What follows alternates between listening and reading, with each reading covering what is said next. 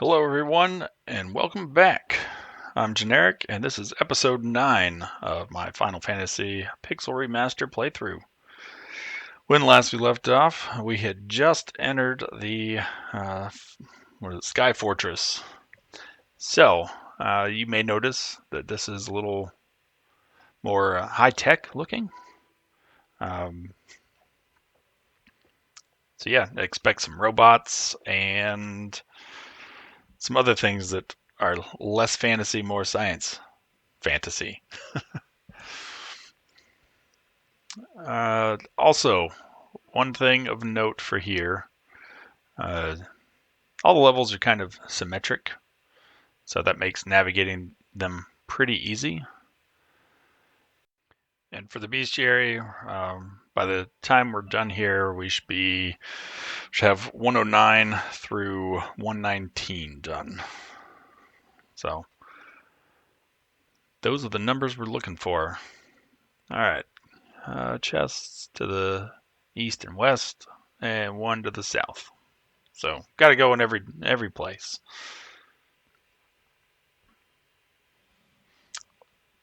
So doing this out of order, if you are not grinding and you don't have the 4x multiplier on, just know that some of the enemies here can hit pretty hard. For our people, I don't think that'll be much of an issue. Just be aware.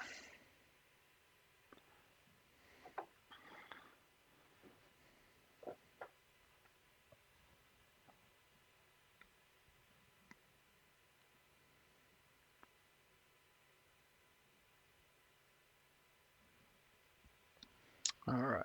Oh, potions and gold. Or gil. Earth Medusas aren't too bad.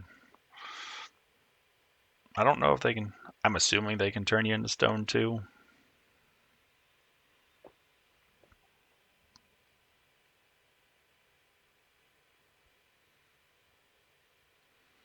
So also, this is a good place to level up.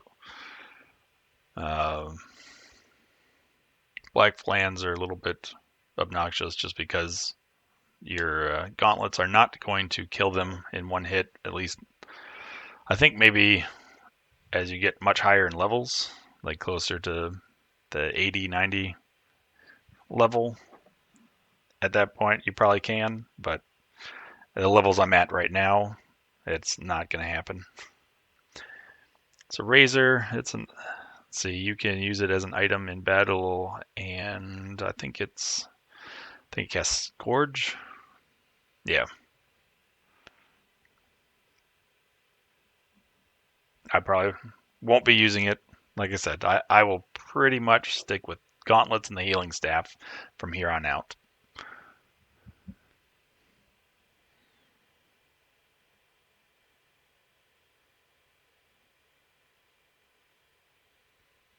And let's go to that room to the east.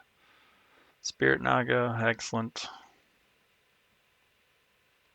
I'm anticipating that a lot of these enemies trying to get Warmech are going to end up getting them, so I'm not so concerned with any of the enemies except for Warmech, just because I feel I will probably encounter them.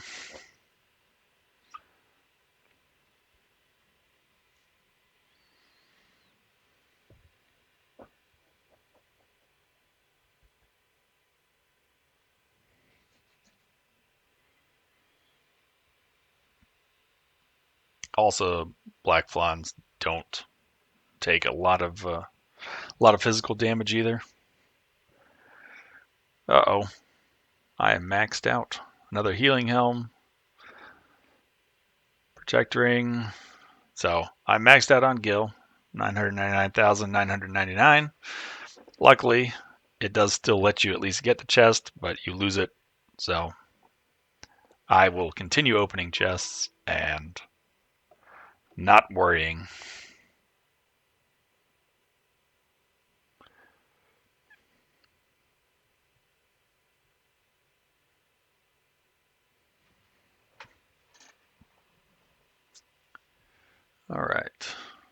let's go through the teleporter and on to the next level.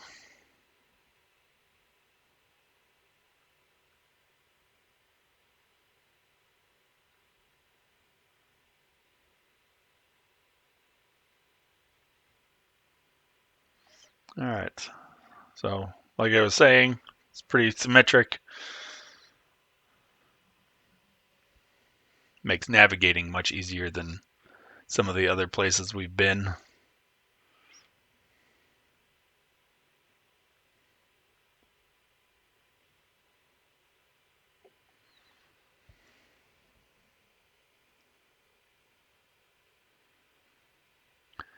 Cottage and Mithril Helm. Feel like Mithril went out of usefulness. I don't know, probably like 4 areas ago.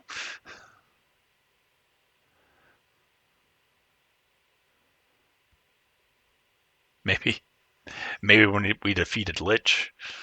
So I can only imagine if we hadn't shortcutted our way here, how much worse it would be.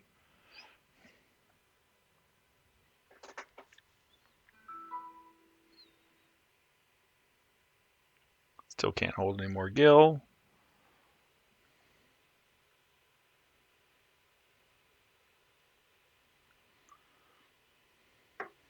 Alright, so stone golems. We do need those, but I don't think they're rare or anything. Clearly. Either that or I had the most luck out of anyone.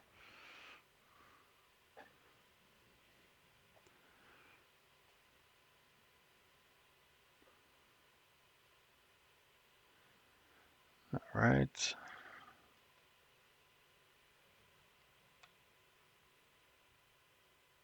So many earth medusas. They're like the high level warg wolf. Sweet. Oh, that was so close. Alright, so this is our adamantite.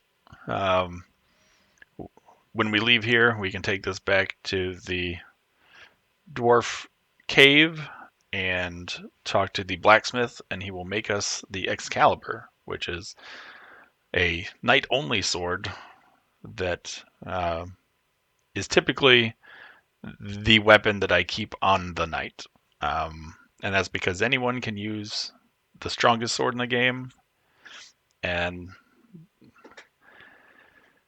only the knight can use the Excalibur. Also, the Excalibur does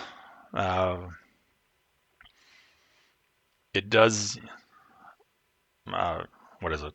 It's effective. There we go. It is effective against every type of enemy. So normally, incidentally, I put the strongest weapon on my white mage typically, and then keep the Excalibur on my knight. If you did have multiple knights, or you went for a thief, then you could potentially have the Mass Moon and Excalibur both equipped on people that are good at fighting.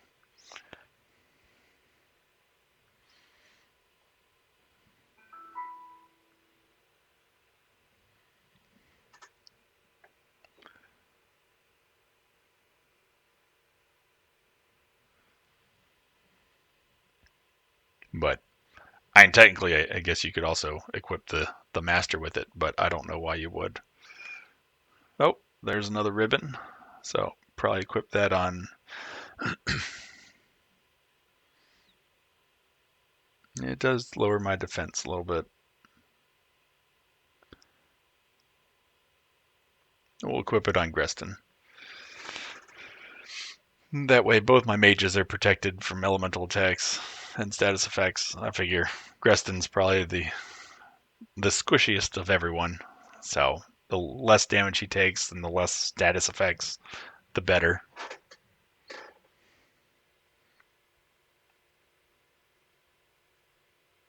Can't believe Corrin has 998 max hit points. So close to max. Next level. Next level.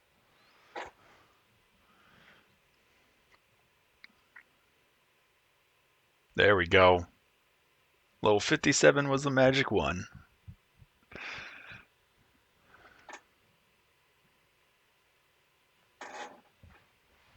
So at this point, I'm just focusing more on his stats now. So hopefully I see lots of green. All right, come down here to this last room.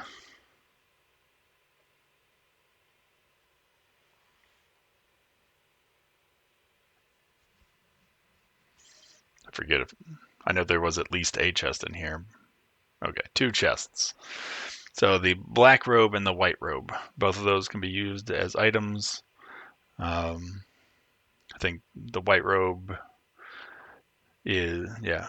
Oh, shoot. The black robe does cast Blizzara. Okay, I was wrong. Way wrong. Alright, so there we go. Now we can cast all 3 of the elemental magics by using items.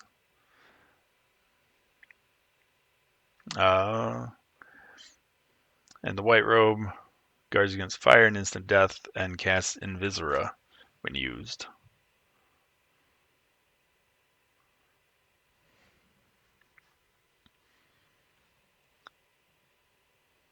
And then we'll.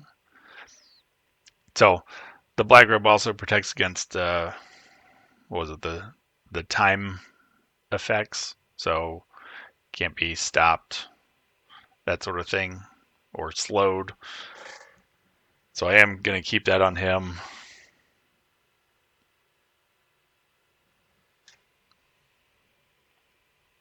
And we'll just make use of that diamond armlet on Hugh. And once we get the last ribbon, Hugh will get that.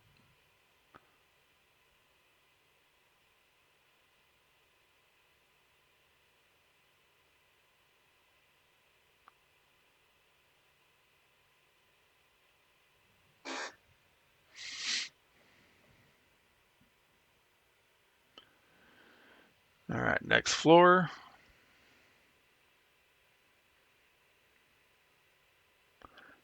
So this one's not too symmetric.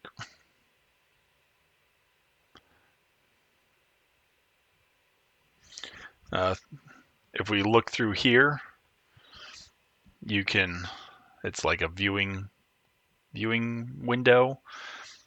It will allow you to see the elemental forces flowing into the Chaos Temple. From this observation window, you can look out on the entire world. Four forces of fire, earth, water, and wind appear to be flowing to a point at the center of the 4 altars. This must be the location of the Chaos Temple. So there you go, right where we started.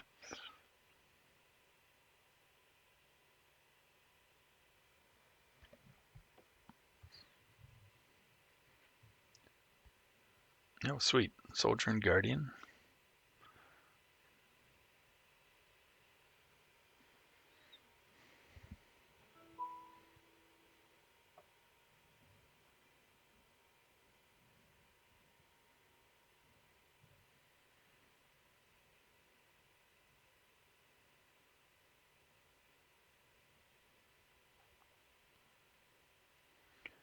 Alright, let's hop in these rooms and get what we can.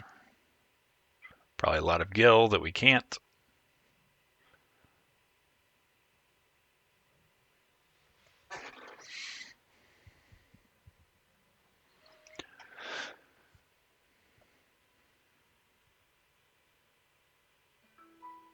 Just keeps using slow.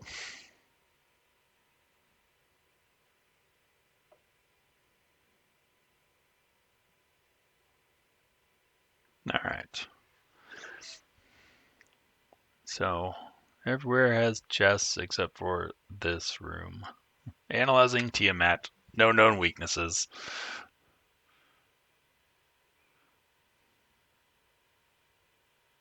No vampire lords. So they do use Null Blaze, which if I were using Blaze would probably be more effective to them, but not with no blaze on.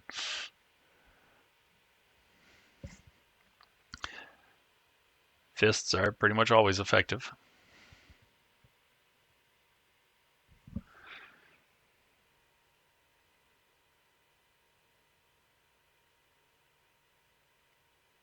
More vampire lords.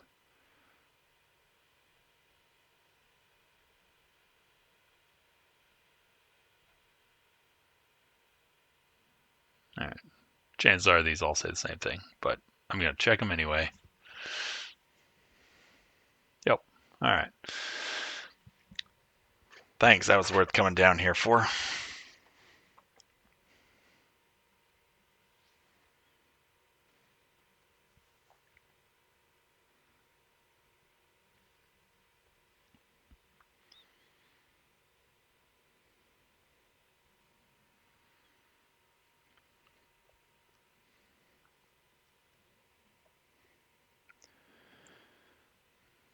Alright, let's go get all the chests in those other 3 rooms.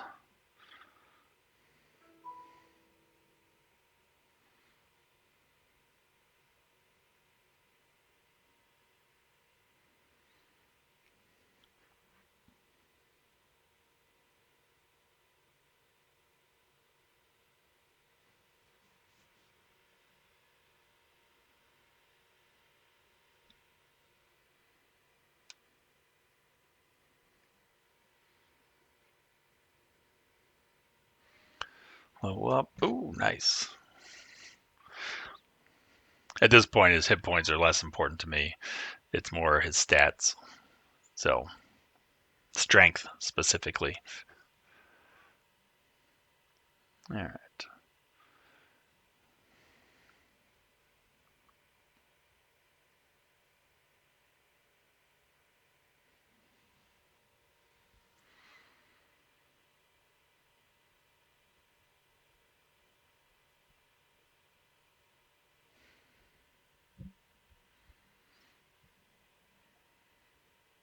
Whole bunch of chests. Most of it's probably gil. Oh, protect cloak. That's nice. Clothes, worthless. Gil, also worthless. Gold needle. So the protect cloak is actually a shield that is usable by the wizards. So I'm going to go ahead, I think probably put that on Greston. So raise defense, evasion just a little bit, but I think it's the only shield that your wizards can use. So it's quite nice.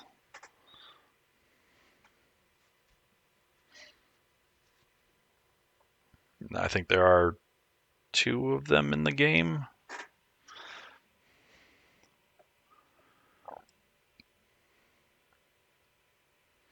So there's 1. I think the last one is in the final dungeon.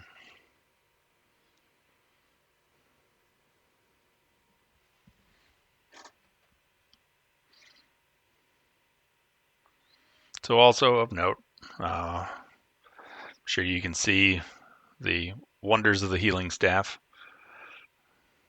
I don't know the last time I used any healing aside from the healing staff.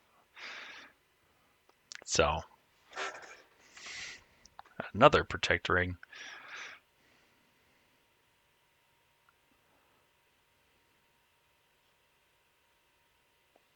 So we got healing staff, 2 extra protect rings, a lot of things that I don't need.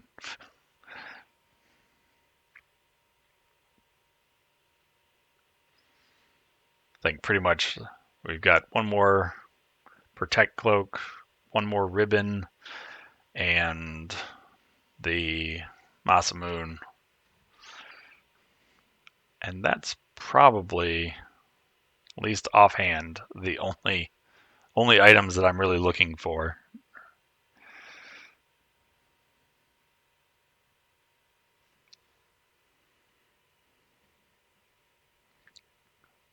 I am going to get all of them though.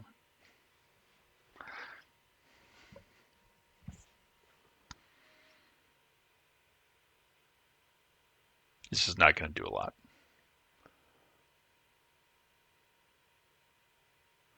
So Sasuke's blade.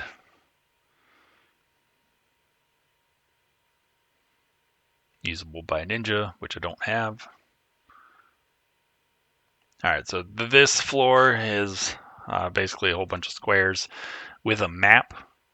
It's not that challenging. However, it does loop around both up and down and left and right. So in the original version, it could be challenging finding where to go. With a map, not so much. Oh, shoot. At this rate, Hugh may finally pass Salia for hit points.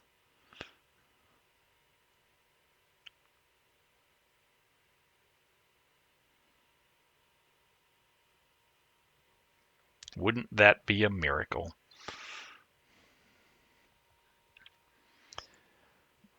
All right, Flying Fortress, 5th floor. So quick save. Here is where Warmech can be found with a very low chance.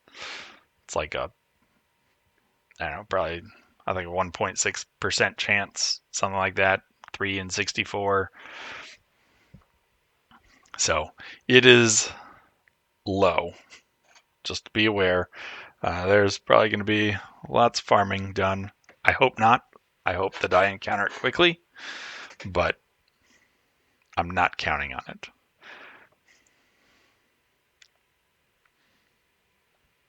Have I actually encountered air elementals yet?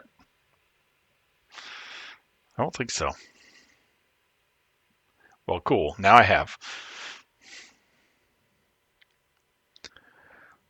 So, this is probably going to be the rest of this episode. Unless I luck out, I will probably just keep fighting, hoping to get Warmech. That's because I don't really want to have to come back here. This is the only place that Warmech is encountered. So, in order to finish the bestiary, I have to fight it. I guess technically I could also fight the Fiend of Wind, Tiamat, beforehand, and then come fight Warmech, but I don't know, it just seems the wrong order. And yes, I know, I'm playing the game and doing the fiends in the wrong order as it is, but something just doesn't seem right about that.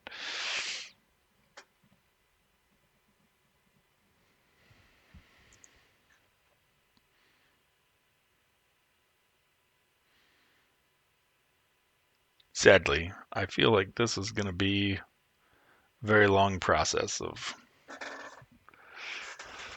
this.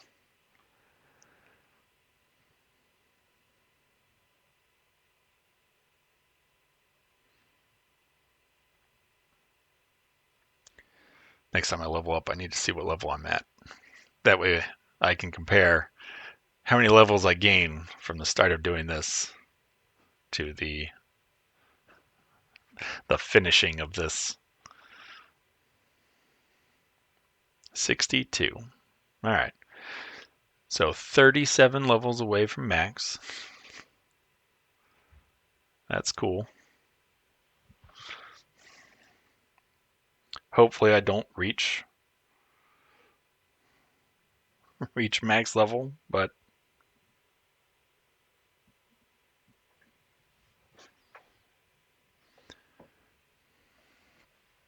we will see how long this takes. Sadly, it's not tied to my level though, so even without being at or even being max level isn't going to suddenly make Warmech appear. That's just the end of looking forward to things. Just a quick save it here. Hello, everybody. This is post-editing generic. So you may have noticed things just sped up pretty quickly. That is because I was at the grinding for a lot, and I don't know, it was not very entertaining to listen to. So I figured I would just kind of speed that up, take away me trying to fill the void of just running back and forth, and then I'd fill it with something else a little bit shorter. In this case, I think I cut down like 15 or 18 minutes of running around fighting. Cut it down to about 3. I did slow it back down, which you will see for the last fight, and I'll cover that in a little bit. But essentially, spoiler, I did not find Warmech this episode. So, if you don't want to watch me continue this fight, feel free to skip to the next episode where I did find Warmech. I did also speed up all my fights there. However, I did add a counter so you can count along with me in all the fights that it took. I didn't bother keeping track of how many in this one. It was a lot of work, especially for me because I'm new to this. So I figured I would just speed this up. The next one, I had a little bit more fun with it. So there it is. If you are still here, good for you. I hope you enjoy the speedier leveling, because that's basically all I'm doing. I am trying to get Warmech, but really I just end up leveling up my characters. It is a long process. Hopefully your own adventures finding Warmech are a little bit better than mine. At least that's my hope. Just because, all said and done, it does take a while. He has a very low chance, as I said, of appearing anyway, and you just keep fighting the same things over and over.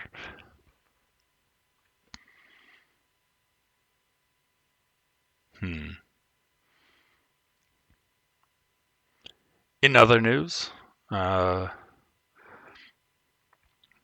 the time I have recorded over this, I have completed the game, so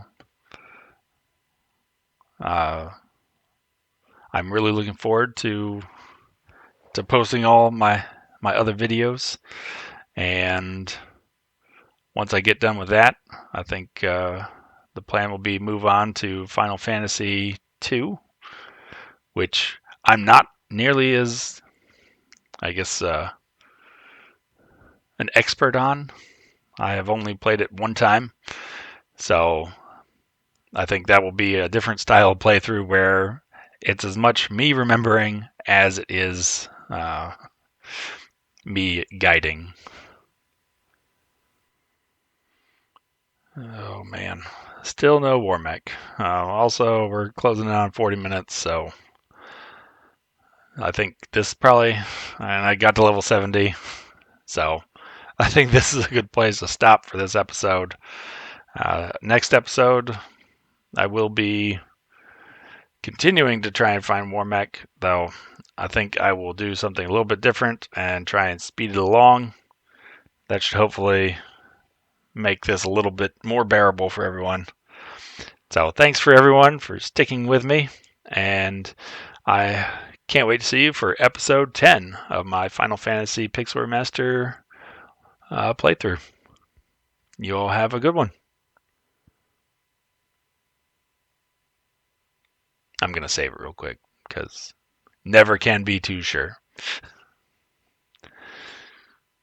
There we go.